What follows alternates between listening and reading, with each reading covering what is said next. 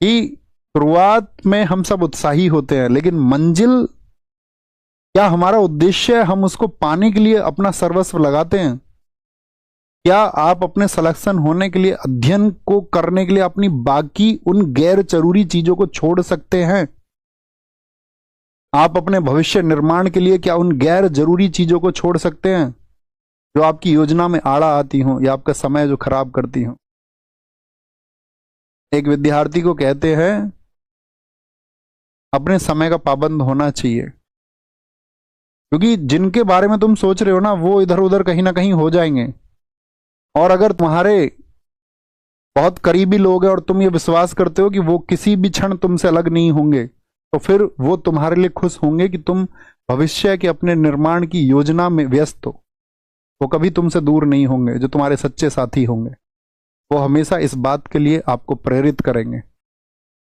और यदि कोई इस बात से दूर होता है तो इसका मतलब है कि उसका हो जाना ही उचित था, या उसका दूर हो जाना ही उचित है।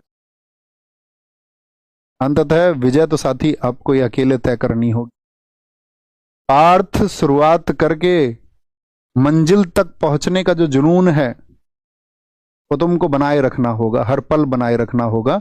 उस सोने के ढेर, उस चांदी के ढेर, उस हीरे के ढेर, यानी कि वो बाधाएं हैं, और वो किसी भी रूप में हो सकते हैं, चाहे सोशल मीडिया के रूप में, चाहे अनावश्यक घंटों को खर्च करने, चाहे बेवजह की बातें को समय खर्च करने, वो कुछ भी हो सकता, वही रूप है। ये सिर्फ एक उदाहरण मात्र है, ये सिर्फ संकेत मात्र है। और आप मंजिल तक पहुंचोगे या नहीं, वह भी संकेत मात्र है। ईश्वर के रूप में है वह मंजिल।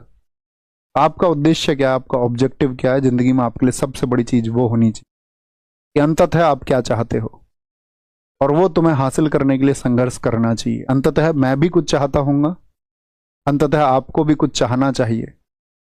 मैं जो चाहता हूं दोस्त, मैं उसे प्राप्त करके रहूंगा, और आप जो चाहते हो, मैं उम्मीद आपसे भी करूंगा, आप उसे प्राप्त करेंगे। यही जीवन है, और सांसारिक जीवन तो बिल्कुल यही है। ख्याल रखिए। नमस्ते। जो मैंने सोचा है इस विचार करना, इस पर 2 शब्द लिखना अपने, आप क्या समझते हैं, होमवर्क लिखना। और अभी तक जो हमने मिडेवल हिस्ट्री को पढ़ा उसके बारे में आपका क्या कहना है, आपके क्या कहने का बात है, कि आपको क्या समझ में आया, इसमें चीजें समझ में आई मैंने जो डिलीवर किया। क्योंकि हम सभी परीक्षाओं को ध्यान में रखते हुए चल रहे हैं। एसएससी हमारा प्राइम ऑब्जेक्टिव है।